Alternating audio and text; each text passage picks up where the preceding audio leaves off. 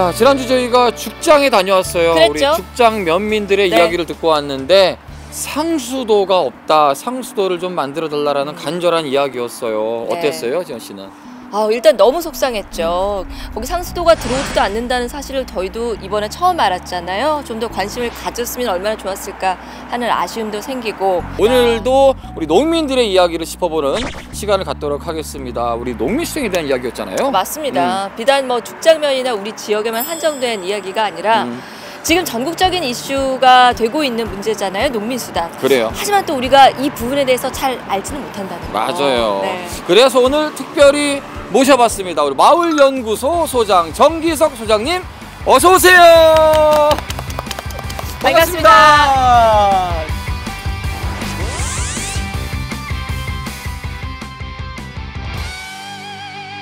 마을연구소 소장님이세요. 마을연구소는 어떤 거예요?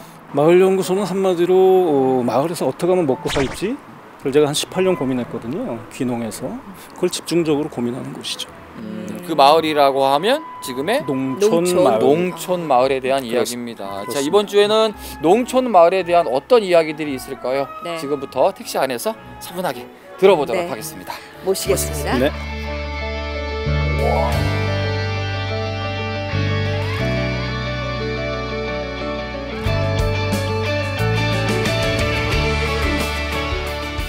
농촌 마을에 대한 연구를 하신다고 하셨어요. 그렇죠. 제가 사실 그 언론에서 보면 늘 농촌이 어렵다, 힘들다 얘기를 듣기는 한데 좀 현실적으로 잘 모르는 부분이 많거든요. 근데는 실감이 되지 않죠. 네. 많이 어려운가요? 좀 현실을 좀 간단하게 소개해 주자면 어떤가요? 근데는 실감시킬 수 있으려면은 과학적인 통계치 인용하는 게 가장 실감날 것 같아요. 네네.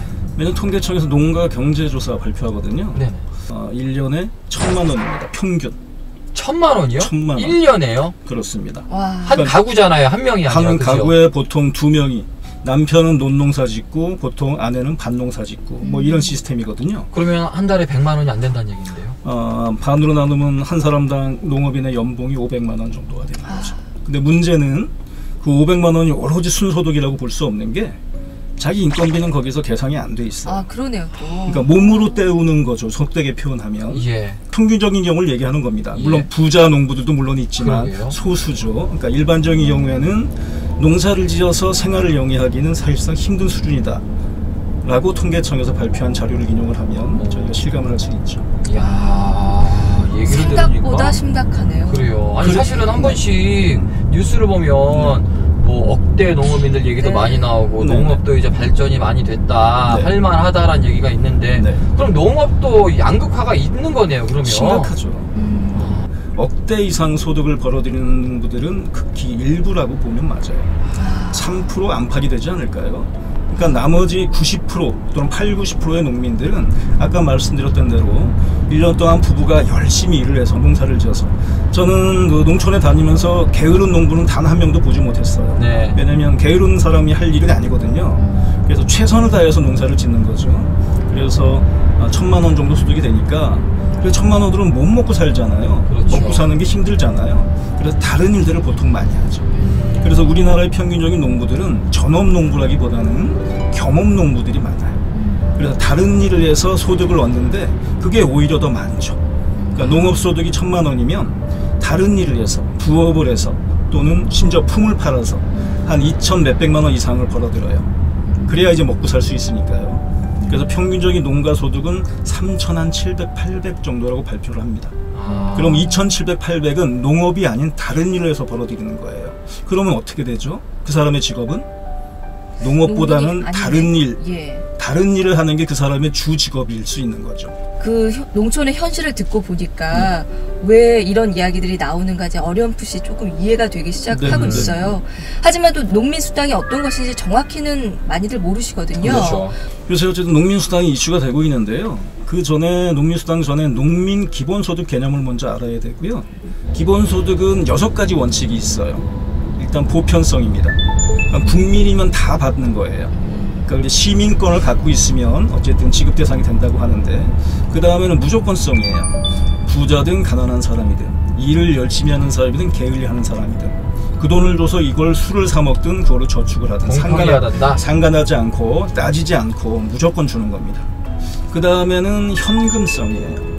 현금으로 줘야 돼요. 현물로 주는 게 아니라. 그래야 요긴하게 쓸 수 있으니까. 그 다음에는 정기성이라는 원칙이 있습니다. 예측 가능한 시점에 꼬박꼬박 줘야 돼요. 월급 주듯이.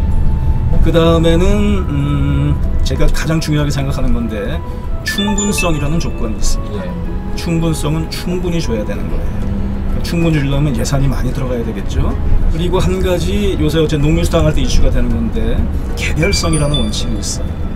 그러니까 각자 국민 한 명 한 명당 개별적으로 줘야 되는 겁니다. 가구당, 농가당 이렇게 지급하는 게 아니고요. 그걸 이제 기본소득이라고 하는 거고요.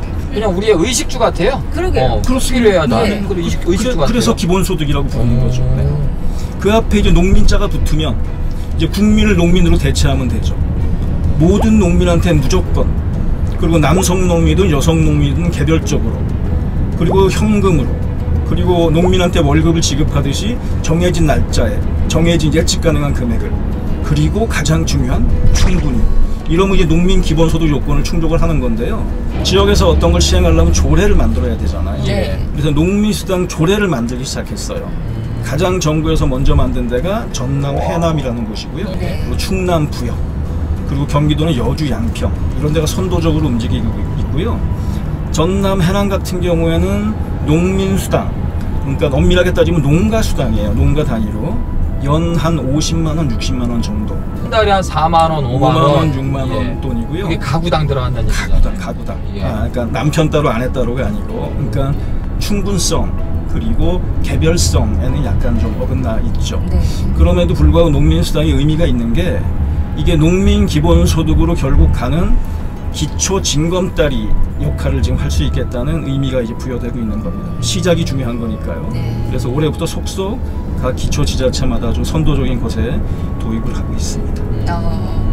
근데 또 사람들이 아마 그렇게 얘기도 할 수 있을 것 네. 같아요. 농사를 안 짓는 사람들의 네. 경우에는 네. 아니 왜 농사를 짓는 농민들한테 네. 굳이 그걸 왜 보장을 해줘야 하지? 네. 왜? 이렇게 또 질문들을 할 것 같거든요. 많이 물어보죠. 근데 농민들이 이제 뭐 먹고 산다고 얘기하면 이렇게 물어보는 사람들이 있어요. 그럼 다른 일 하면 되잖아. 아니면 도시로 올라가면 되잖아. 그러면 심각한 문제가 발생을 하죠. 우리나라의 60년대, 70년대 서울 수도권으로 몰려가서 지금 굉장히 가미되어 있는 게 국가적으로 큰 문제가 되고 있잖아요. 네. 농민들이 농촌을 지키고 있어야죠. 그리고 농민들이 농사를 지어야지 국민들이 먹고 살 거 아닙니까? 지금은 근데 사람들이 단순하게 생각하잖아요. 마트 가면 식량이 쌓여져 있으니까 그거 다 외국에서 수입해 오는 거거든요. 근데 식량이라는 게 결국에 국가의 식량 안보를 결정하는 중요한 요인인데 그게 사람들 피부에 와닿지가 않는 거예요. 그렇죠. 왜냐하면 수입 농산물이 마트에 가면 쌓여져 있으니까. 예. 그럼 나중에 그걸 누가 주죠? 나중에 안 줄 수도 있어요. 나중에 식량 대난이 나고 만약에 미국이나 러시아 같이 식량을 많이 생산하는 나라에서 자기들 식량이 부족하면 또 안 주죠. 주더라도 비싸게 매겨서 값을 쳐서 주겠죠. 그러면 식량 자체가 무기가 될 수 있는 거고 우리나라는 23% 정도예요. 식량을 자급하는 율이. 그건 어떤 의미냐면 만약에 우리나라가 식량을 수입하지 못한다면, 그러니까 최악의 경우를 상정한다면 국민 4명 중에 3명은 밥을 못 먹을 수 있는 거예요. 우리나라가 자체적으로 식량 수급을 100% 하지 못하면 남의 나라에서 그걸 주지 않으면 우리나라 사람들은 먹을 수가 없는 그런 상황이 됩니다. 그래서 그게 농부들의 중요한 기능, 농부들이 농사를 해서 돈을 벌려고 농사를 짓는 사람들이 물론 있지만 결과적으로는 국민의 생명, 국가의 식량 기지를 책임지는 그런 중요한 역할, 저는 이게 사실상 공직자의 역할이라고 설명하고 다니거든요. 공익행위에 가까운 거예요. 공무원들은 월급을 세금으로 주죠. 농민들도 공무원보다 이 사람들이 더 중요하면 중요했지 덜 중요한 일을 하는 게 아니거든요. 국민의 생명을 책임지는 일을 하고 있는 거잖아요. 그러니까 이 사람들은 공익행위에 종사하는 공익요원에 가까운 사람들이기 때문에 당연히 국민들이 물론 사회적 합의를 통해야 되겠죠. 국민들의 세금으로 이 사람들한테 보상을 하는 게 당연하다, 마땅하다라는 논리가 농민 기본소득의 주장에 깔려 있는 겁니다. 그러게요. 농업이야말로 사실은 우리가 살아가는 나라에서 국민들에게는 가장 기본적인 인프라가 될 테니까요. 안 먹으면 다 죽잖아요. 네. 그러게요.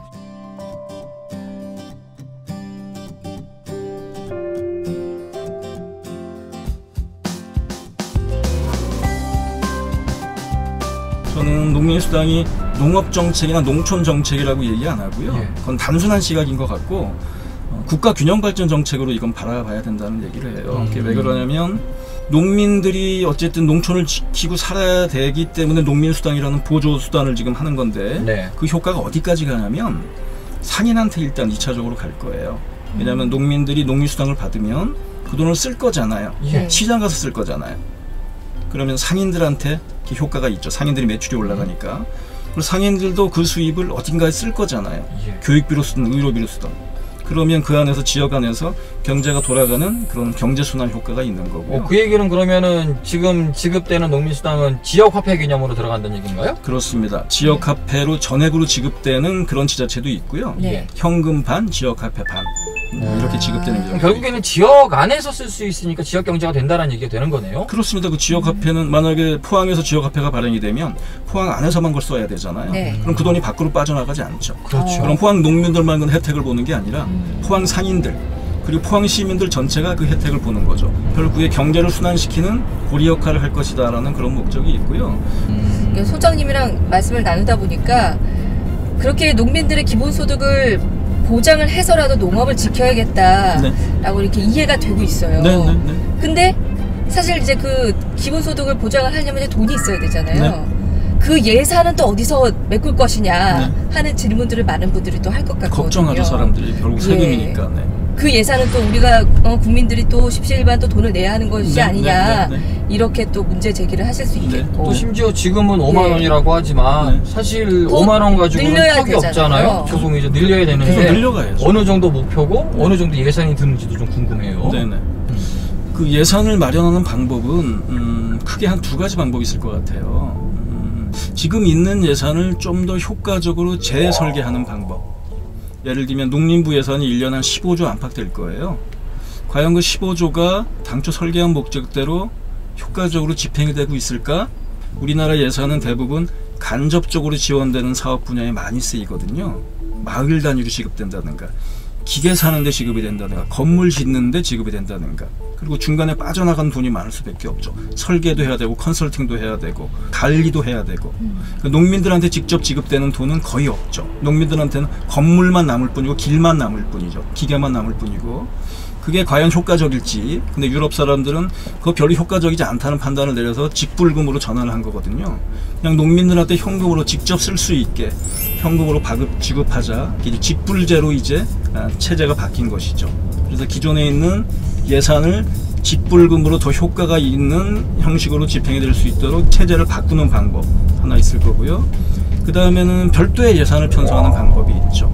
그건 저는 돈을 마련하는 기술의 문제가 아니고 저는 결단의 문제라고 생각하고 싶은 사람이에요. 예산은 얼마든지 필요하다고 생각이 되면 그 필요한 만큼 예산을 만들어내야죠. 이게 행정의 역할이라고 보는 거고요. 아마 농민수당에 대해서 이야기를 듣다가도 조금 사람들이 뇌리에 좀 이해가 쉬워지겠다라고 생각을 해보려면은 아마 그 뉴스에 많이 나왔었잖아요. 뭐 성남시에 뭐 청년수당 얘기도 있었고 경기도에 뭐 지역화폐를 만든다는 얘기도 있었고 비슷한 연관고리라고 보면 되겠네요. 연결돼 있죠. 예를 들면 지금 농민 기본소득이 가장 활발하게 논의되고 진행되고 있는 지자체가 경기도예요. 아시겠지만 지금 경기도지사가 이제 성남시장 하시던 분이잖아요.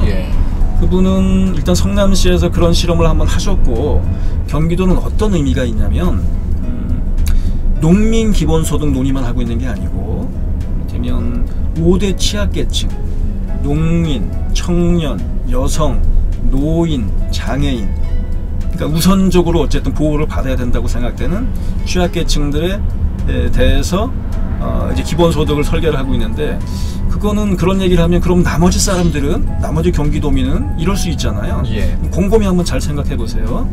그 5대 취약계층 중에 단 한 사람이라도 없는 가정이 우리 경기도민 가정 중에 있을까요? 그러네요. 청년 한 명 있을 거고 노인 있을 거고 그리고 여성 있잖아요. 근데 만약에 청년 수당을 만약에 주면 청년한테 주는 걸까요? 만약에 청년한테 그 수당을 안 줬을 경우에는 그 청년들 용돈을 누가 책임져야 되죠? 가정에서 아버지가 책임지잖아요. 어머니가. 그 부모한테 부모의 부담을 덜어주는 효과가 있는 거죠. 청년 명의의 통장에 들어가겠지만 사실상 그 가정에 주는 거죠. 그러니까 부모도 혜택을 보는 거죠. 그러니까 사실상 그거는 저는 5대 취약계층에 대한 기본소득이 아닐 수 있고 사실상은 전 경기도민에 대한 본격적인 기본소득의 효과가 있는 게 아닐까라는 이게 고도로 전략적인 계산에 의해서 이게 나온 거구나라는 생각을 했어요. 왜냐하면 경기도민이 한 1200만이 되거든요. 서울보다 더 많잖아요. 네. 그럴 수는 없잖아요. 1200만한테 어떻게 전부 다 한꺼번에 주겠어요. 그러니까 일의 순서가 있어야 되는데, 그래서 5대 취약계층이라고 일단 최우선 순위를 뒀는데, 이게 사실상은 경기도의 전 가정이 혜택을 받을 수밖에 없는 그런 제도로 설계가 됐다라고 보고, 그 중에 중요한 게 농민 기본소득이죠. 그래서 지금 경기도에서는 각 지자체마다 경기도 친환경 농어민 연합회에서 주도적으로 설명회 하고 있고 토론회 하고 있고, 그 자리에는 한 300~400명, 500명 이상의 농민들. 근데 그 주목할 수 있는 게 농민들만 그 자리에 모이는 게 아니고 상인회장이 꼭 참석을 합니다. 제가 아까 말씀드렸던 대로 거기는 이미 인식이, 농민 기본소득 얘기하면 농민들만 주는 거라고 물어보는 사람은 이제 없습니다. 다 자기들 일이라고 생각이 돼요. 5대 취약계층의 혜택을 본다고 사람들이 이제 생각하지 않을 거예요. 자기 일이죠, 자기. 청년 일이 아니고 부모 일이잖아요. 여성 일이 아니고 남편 일이잖아요. 그럼 이 시발점에 섰어요. 네. 생각하고 계시는 농촌의 모습은 어떤 모습이세요? 제가 생각하는 이상적인 농촌의 모습은 좀 거창할 수 있는데, 한마디로 농부의 나라예요. 제가 그 제목으로 책을 쓰기도 했고요. 농민들은 국민들의 생명을 책임지고, 국민들은 농민들의 생활을 책임지고, 우리나라 농민들이 5%도 안 남아 있어요. 전 엄밀하게 현실에서 3%도 안 될 수도 있다고 봐요. 3% 농민들이 아무런 머리 맞대고 고민해봤자 방법 나오지 않아요. 왜냐하면 힘이 없으니까요. 나머지 95%, 97% 도시민, 노동자, 소비자들이 그 논의 테이블, 고민하는 테이블에 같이 같은 마음을 가지고 들어와 줘야 돼요. 일방적으로 구매자로서의 소극적인 입장이 아니고. 근데 유럽을 갔더니 그렇게 돼 있어요. 그러니까 도시민들이 농민들의 일이 남의 일이라고 생각하지 않아요. 그 사람들은 농민들이 자기들을 위해서 어떻게 일을 하는지, 자기들의 식량을 책임지고 건강을 책임지고 하는 사회적인 인식이 뚜렷하게 돼 있어요. 그건 오랜 기간에 서로 간의 토의와 논의와 공부의 결과이겠죠. 참 농민자가 들어간다고 해서 우리랑은 상관이 없고 농촌 사람들 일이라고 생각했던 제 자신이 갑자기 부끄러워지고. 그러게요. 저도 그랬어요. 수당이라 그래서 괜히 아까운 마음이 좀 들기도 했었는데. 그러니 우리 주머니에 나가서 저기다가 주는 건가? 또 이렇게 단순하게 그러게요. 생각을 했는데. 한 번 더 생각해 보면 되죠. 예. 농민들을 위한 게 결국 도시민들한테 돌아온다고 생각할 수 있어야 돼요. 그러게요. 농업이 미래다 뭐 이런 네. 말도 하잖아요. 그리고 농업만큼 정직한 게 없다. 뿌리만큼 거둔다. 이런 얘기도 했는데, 행복한 농민 그리고 사람 사는 농촌을 우리가 기대해보고 더 관심 갖게 지켜봐야겠네요. 이게 그렇습니다. 오늘 말씀 잘 들었습니다, 소장님. 감사합니다. 네. 고맙습니다. 고맙습니다. 네.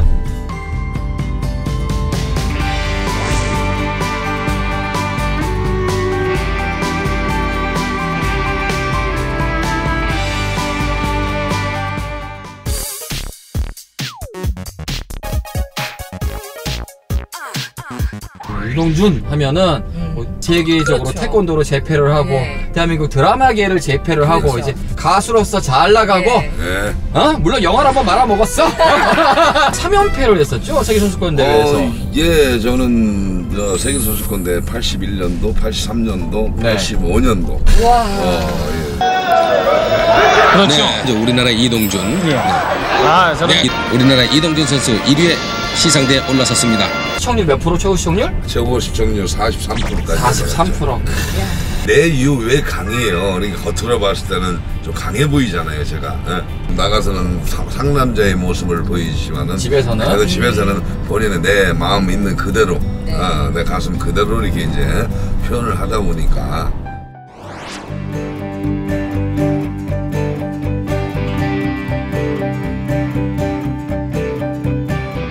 아니 그러면은 집에서는 사모님에게 애교도 좀 부리고 하세요? 꼼짝 못하죠. 꼼짝 못해요? 그 상상이 안 돼요. 아니 이동준이 하는 애교는 어떤 애교인지 궁금하네. 어떤 식으로 애교를 하세요, 집에서?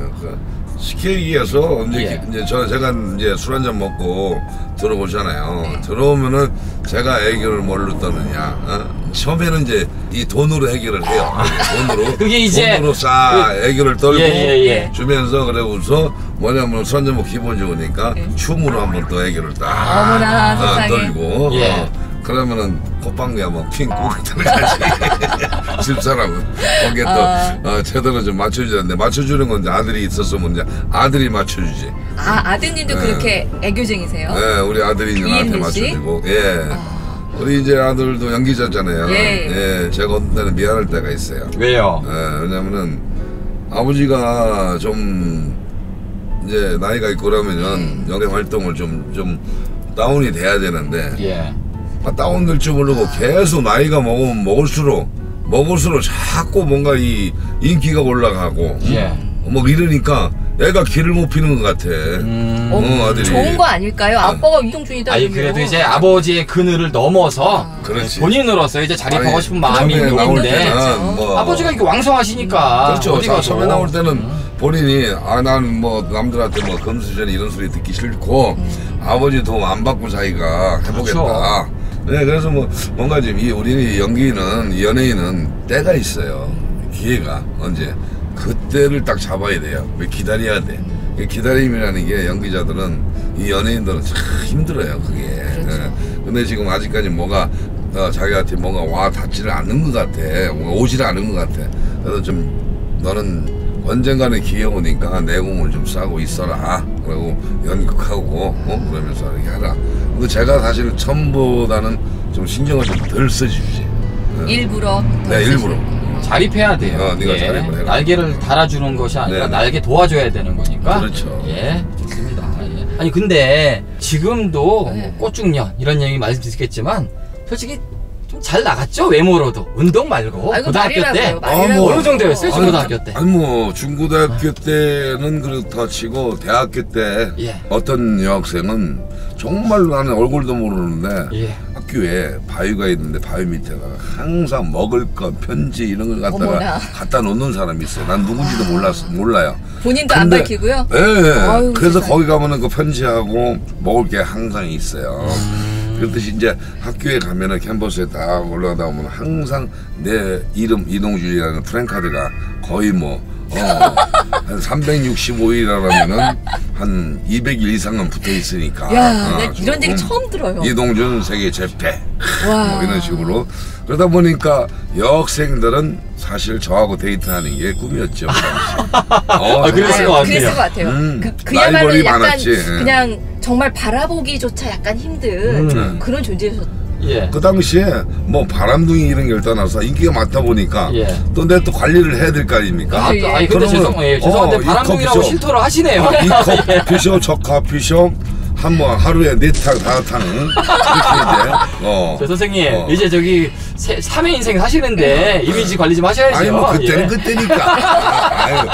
그때 20대 초인데 뭐 뭔들 못하겠어요. 그래요. 나 이제는 말할 수 있다. 이제 말할 수 있다, 맞습니다. 얼마든지. 예. 지금이 저희가- 내 삶이 중요하잖아요. 예. 옛날 과거는 과거고 예. 그렇다고 내가 도둑질한 거 아니고 누구 사기친 거 아니니까. 그러면은요 그 저기 옛날에 이동준을 생각했던 사람들 그분들한테 그 앞에 카메라에 보조개 한번 보여주세요. 예. 아, 네, 보조개. 보조개 한번 예. 네, 어렸을 때부터 이게 살아있는 보조개입니다. 지금 웃어주세요 한번. 예, 좋습니다. 아니 저 보조개가 현빈 씨랑 너무 닮았잖아요. 진짜? 그래서 예. 사실 뭐 현빈 씨랑 닮았다는 말도 사실 말이 안 되죠. 아, 현빈 안 돼. 현빈 모자라. 그러니까 모자라지. 현빈 안 돼. 근데 어느 날 보니까 네. 인터넷에 보니까 갑자기 현빈하고 나하고 사진이 떠가지고 나를 비교를 하더라고요. 예.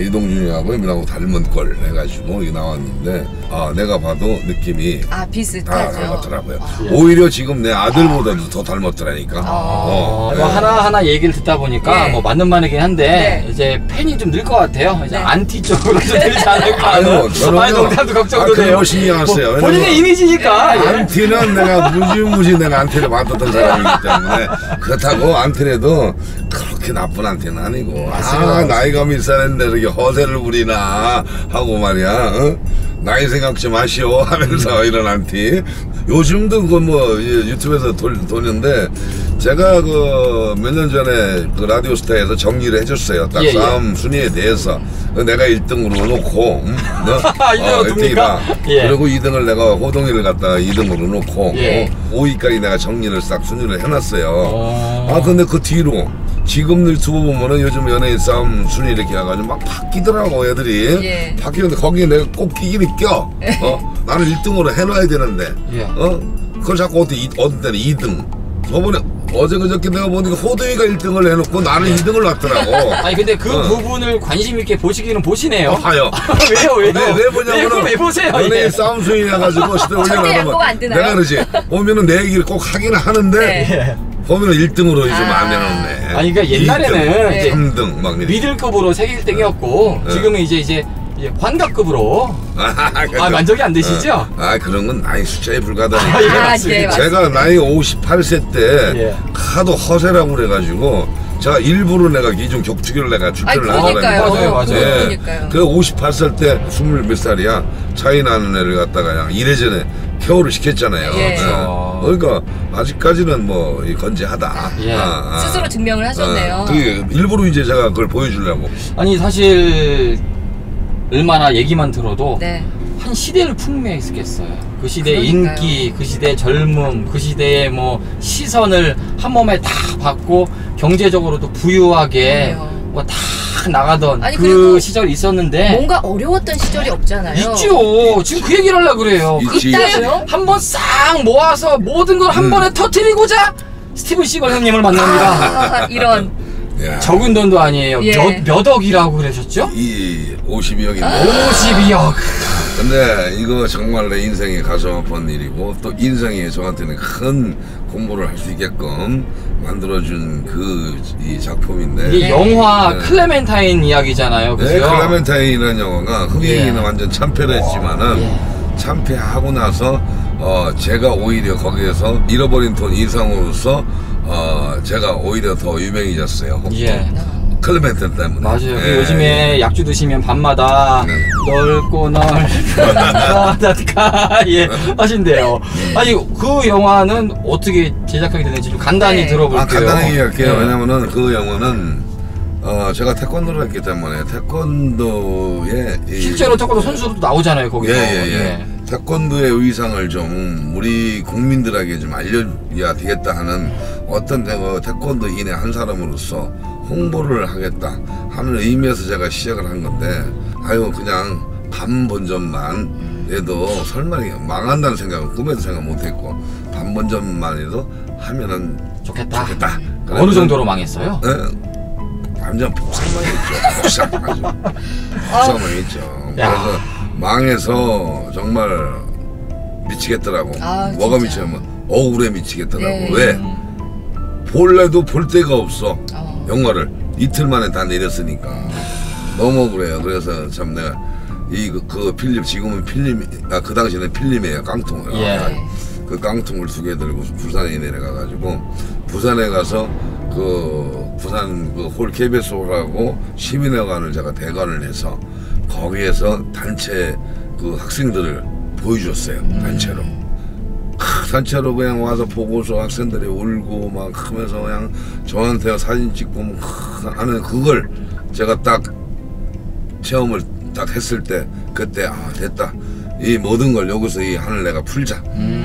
그래서 이제 거기서 내가 딱 한을 풀고 그리고서 부산에 가서 제가 약 3년 동안 있었죠. 네, 제기를 거기서 했죠. 야, 야. 네. 아니 그게 제가 사실은 그 돈을 네. 옛날에 미사리 있잖아요. 예. 미사리에서 라이브를 카페도 하셨잖아요. 라이브 카페 하면서 그때가 라이브 카페를 제가 대박을 쳤어요. 예. 제가 노래를 하루에 한 2시간씩 노래했어요. 왜 2시간씩 했냐? 출연료 좀 아끼려고. 왜 다른 배우들 좀 뻥끈하는 거 내가 다 예. 떼어가면서 그때 돈을 갖다가 무지하게 이제 아무래도 집에다가 돈 쉬는 기계 있잖아요. 예. 와. 그거 갖다 놓고 쉴 정도로 은행에 있는 거기서 거요? 사실 돈을 많이 아. 벌어가지고 어마어마하게 잘 됐었지. 그걸 갖다가 그냥 전부 영어에다 다 투자를 해가지고 망했는데 진짜 힘들었겠다. 네. 그러니까 이게 뭐냐면 마음도 마음이지만 솔직히 경제적으로도 그때는 힘들다 안 했어요 타격이 그러면. 컸겠죠. 그 경제적으로 해가지고 딱 남아있는 돈은 네. 내가 이제 그 집 팔고 이렇게 조그만 혼자 있는 전세로 이렇게 갔던 2억 5천짜리 그거만 딸랑 남더라고요. 근데 거기가 딱 남는데 그거 가지고 부산에서 당장 돈을 벌어야 생활비가 되는데 있으니까. 뭘 해야 되겠어. 그럼 내가 했던 걸 해야지. 돈 벌었던 네. 걸 그렇죠. 생각을 라이브 카페를 또 해야 될 거 아니에요. 예. 그래서 부산 광안리에서 라이브 카페를 하나를 또 하게 됩니다. 제가. 근데 이야기를 듣다 보니까 이제는 좀 알 것 같아요. 왜 이분이 지금 무대 위에 있는지. 저도요. 들으면서 알았어요. 그렇지요. 네. 뭐 라이브 카페부터 그렇죠. 노래를 네. 본인이 직접 하셨고 이러면서 자연스럽게 지금까지 오신 것 같은데 네. 원래 노래를 좋아하셨고 그렇죠. 그러면은 음반까지 낼 생각은 사실 사람들이 안 하게 되는데 네. 음반은 또 어떻게 내시게 되신 사실 거예요? 음반은 예. 처음에 낸 게 2000년대에 음반을 냈어요. 예. 2000년대에 음반을 냈는데 두 가지를 다 할 수가 없거든요. 그렇죠. 두 가지를 가수로서 다- 인정을 받아야 되니까. 이제는 난 가수로 인정받고 싶지 연기자로서 이대로 그냥 아버지 역할 뭐 이런 거 하고 싶지는 않고 그냥 아직 난 젊다. 무대에서 그냥 즐겁게 행복하게 인생을 살아야 되겠다. 그런 마음에서 이제 노래를 이제 이렇게 이제 갈아탄 게 벌써 5년이 됐어요. 그래서 그런지 요즘 보면은 뭔가 네. 이제 열정도 열정이지만 신명나 보인다라는 네. 이미지가 다 네. 느껴지거든요. 정말 네. 즐기시는 게 보이잖아요. 그러게. 예. 선수가 즐깁니다. 예. 예. 그러니까 하기를 잘했다. 가수로 내가 이렇게 돌아서기를 참 잘했다는 생각을 제가 좀 합니다. 언제 그런 생각이 제일 많이 들어요? 저를 찾아주는 사람들이 많잖아요. 네. 많고 방송이 됐던 가수로서 방송이 됐던 행사가 됐던 그래서 딱 가서 그 많은 사람들의 관중 속에서 제가 노래를 하면서 환호해주는 그런 그 관객들이 막 박수 쳐주고 할 때 그 행복은 어디에서 찾을 수가 없다고 나는 생각하거든요. 예. 이 연기는 우리가 이 단체 활동 아닙니까? 단체가 모아서 녹화를 해서 TV에서 보여지는 거고 이 가수는 정말 그야말로 바로 앞에서 느끼니까요. 앞에서 느끼고 그리고 또 인생에 물론 드라마도 마찬가지겠지만 한 3, 4분의 인생을 담은 모든 압축된 것을 갖다가 노래로 표현하면서 저 노래를 들어주면서 박수 쳐주는 그 사람들이 있을 때 그 행복은 즉각 피드백이 오잖아요. 그렇죠. 예. 그 즐거움을 바라보고 내가 즐겁게 노래 부르고 하는 이 행복이 정말로 맞아요. 아주 뭐 너무 잘했다. 이 무대는 생방송이거든. 그렇죠. 예. 생방이니까. 바로 예. 오니까요. 야, 지금까지 뭐 살아오시면서 원하는 것들은 다 이루신 것 같아요. 그래요. 하는 것마다 뭐 최고의 자리에 항상 가시고 앞으로도 인생의 목표가 있으세요? 꿈? 인생의 목표는요 그냥 가수로서 쭉 갑니다. 다른 욕심 안 부리고 옛날처럼 사업이다 뭐 영화 제작이다 이런 거 신경 안 쓰고 지금 상태로 쭉 가다 보면은 정말 대한민국에 누구 못지않는 가수로서 인정받는 그런 이동준회가 되도록 쭉 노력하면서 가겠습니다. 예. 말로 하던 분이 아니잖아요. 네. 상남자 저는 몸으로 하면 한다. 행동으로 네. 보여주는 남자이기 때문에 기대를 하도록 하겠습니다. 이동준의 인생 선막 이 가수로서의 거침없는 하이킥 돌려차기를 응원하겠습니다. 말씀 잘 들었습니다. 하이킥!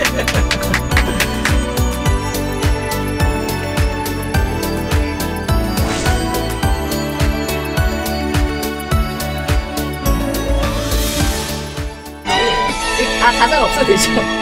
가자! 공자야! 너들 안녕 써야 됐던